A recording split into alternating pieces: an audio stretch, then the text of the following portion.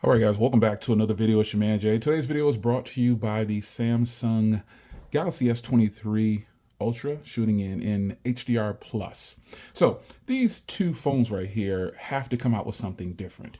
The Oppo Find and Flip 2 that they just brought out is setting the standard, and it's obviously it took a lot of shots. They took a lot of shots at the Z Flip 4 here, but the Z Flip 4 is a solid device. Regardless of what Oppo says, this is a solid device. Now, yes, it definitely has that crease right there.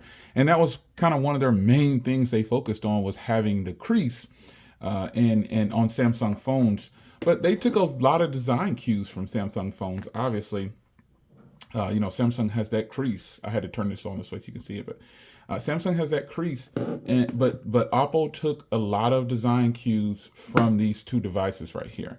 Now, they also talked about having no gap in the center here. This is something that we've been talking about from Samsung for a long time. It's clear that we don't want to have this gap right here on our foldable devices, but I'm not going to make a video to trash these two devices, because the Oppo Find and the Flip version that just brought out, and the N2, those are solid devices. Have no hands-on time with them, but really have been in the market for grabbing one of those. I might get in the works and get something going here. I'm not sure yet, but for when it comes, I didn't used to, and it's going to sound crazy coming from me, but I was all about the imports at one point.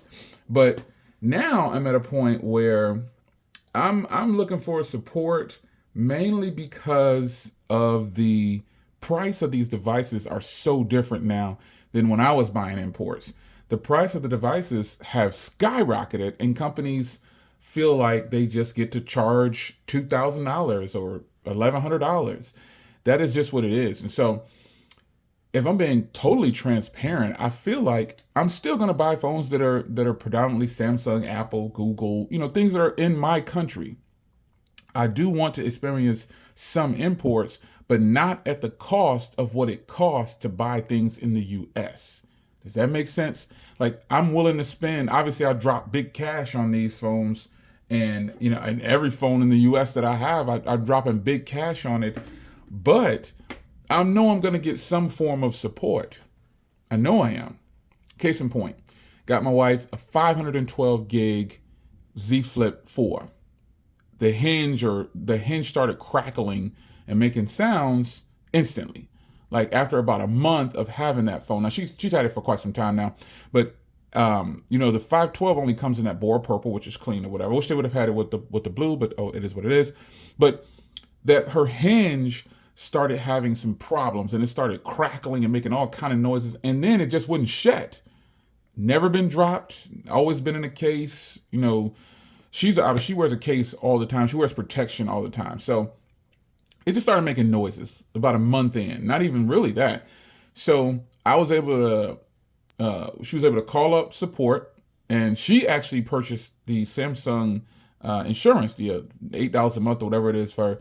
And even though she didn't need to use that insurance, they told her, you don't even need to use the insurance that you're paying for, because the product went faulty. We'll just fix it for you. We found a local shop. We have a local shops. We don't have any Samsung experience stores around here, but we have local shops that partner with Samsung directly. Best Buy is actually one of them here, and I'm pretty sure it's that way for you too. But we have other shops that actually partner with Samsung, local shops, and Samsung overnighted all the parts for the internals. The company fixed it and got it back to me in about 7 days. Now, the chances of that happening with an import, I'd have to go back to the retailer where I bought it, which I've dealt with this before. I bought something off of eBay before, and it went bad. It was a blue phone, and they submitted my blue warranty for me. It took like 3 months, but I still got another phone set, and eventually Blue started contacting me directly, and I dealt with them after going through the seller or whatever, because he gave them my information or whatever. But it took about 3 months for Blue to fix this. It was nothing but a faulty battery. I forgot what it was. It was something simple. And they kept saying, oh, we're out of stock, we're out of stock. And then I didn't even get the same phone. I had to get a different color. You know what I'm saying? So support, and Blue is supposed to be out of Florida, I believe, but case in point is buying direct is what I prefer to do. And as much as I like the Oppo devices, I wouldn't buy one at the price of what I'm getting something in the US for that actually has the warranty, quick to access, support, quick to access, which is why companies like this, people flock to them for their products because the support. There's so many Apple stores in my area. I say so many, it's like 3. That's a lot of Apple stores for our surrounding area around here. And the Apple stores are everywhere. Samsung still isn't there yet with their Samsung experience in the US, but they need to hurry up. They need to hurry up and get stores in major cities. And so Oppo bringing out their lineup globally now, because those phones have been out. You can look online, you can see people have had them for months. And I even thought about grabbing, last month, I was like, I'm gonna grab this. But I started to think about it. I was thinking, man, I'm paying $1,500 for this foldable device.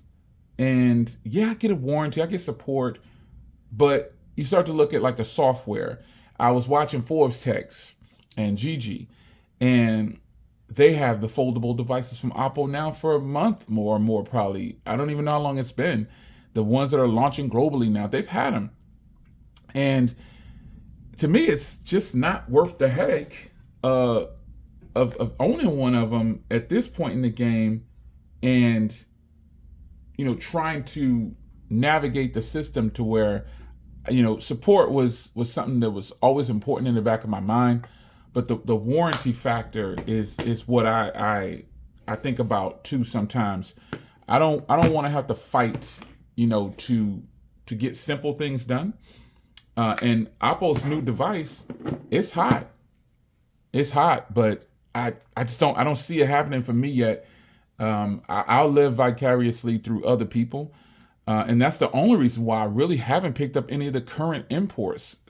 I'm telling you, I bought so many imports back in the day. My channel was pretty much founded on all the imports that I was bringing in, combating how much better they were than the US at that time. And then when you look now, the pricing is pretty much the same, if not more. A lot of the foldables that are coming out, they may be better than this phone right here. The Z Fold 5 and the Z Flip 5 will come out with different hinge technology. They made this is the 4th generation of these phones, and Samsung hasn't been challenged in the US. This is why we still get the same thing. When you're not challenged in the US, you get the same product pretty much, and you just keep getting these small increments that just keep happening, and we just keep buying.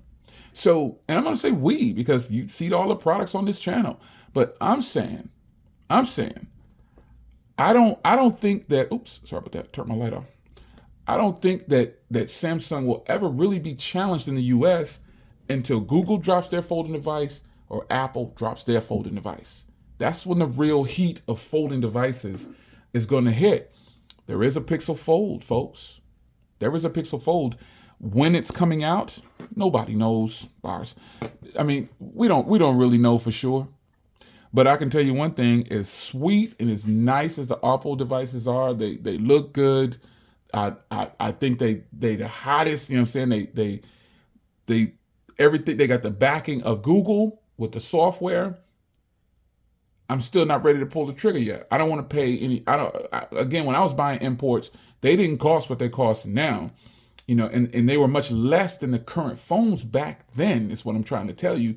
So if I get a folding phone now, that's an import, it costs the same as these phones, you know what I mean? So I don't see the value there yet, only because of the support and what I might have to jump through hoops to do if in fact I do grab something from there and it falls apart on me on day one. You know what I mean? Like, I don't buy insurance and stuff like that. I only buy Apple Care on phones. That's the only thing I really buy. I never buy insurance on any of these Samsung phones because I don't really have problems with losing phones or breaking phones. I only somehow have broken iPhones in the past. Now, I haven't broken an iPhone in several years, at least 7, 8 years. I don't know. The last iPhone I dropped out of my pocket, I slipped out of my pocket. I didn't have a case on it, and it was the iPhone 8 Plus. I think that was the last phone that I dropped. It slid out of my pocket. I was actually walking into FedEx, and my iPhone 8 Plus, I think it was, slipped out of my pocket, and it cracked. It just shattered everywhere. Poor quality. It just shattered. But Um, Samsung is going to change their lineup. They're going to do something spectacular with their lineup. The end of this year is coming already. You know, we're in February right now, but in 6 months, you know, there's already rumors about the Fold 5 having no gap. You know what I'm saying? Just being flat all the way through with a new hinge design and thinner. So I like what Apple's doing. I don't think it's enough to sway me to buy it yet. But what do you think? Would you stop using your Samsung Z Fold 4 or your Z Flip 4? Because really, that event was pretty much just kind of trashing. And I'm not gonna say trash. It was kind of a comparison to this device right here the entire time. Oh, they had a little shape of a Motorola up there, but you know, Motorola's not making no stance in the U.S., man. Motorola's done. They've bowed out to Samsung when it comes to the foldables, and they just took theirs elsewhere. Now you can get the Motorola, the latest Motorola, but you can't get it for the U.S. market. Why wouldn't they bring it to the U.S. market? Because it's like they're afraid or something like that. Companies don't want to compete with Samsung in the U.S. for whatever reason. I don't know why. They just refuse to do it.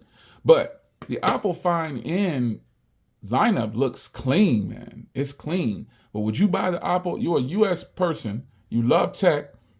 Are you going to go ahead and buy one of those devices at those prices that you can get devices in your country by default with better support, you know, better warranty options, you know what I'm saying? Like easy access, swap it out or something. You know what I mean? Are you going to flop over there? And you know what I'm saying? And do you think Oppo did enough besides the crease?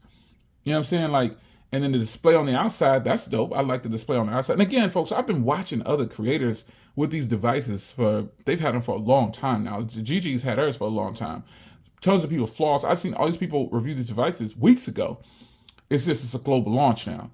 So I still didn't hear nothing like official US. Like, where's the official US? This is again, this is what I'm saying. Like, they can take all the shots at Samsung all they want to, but there's no official push in the US for Oppo at all.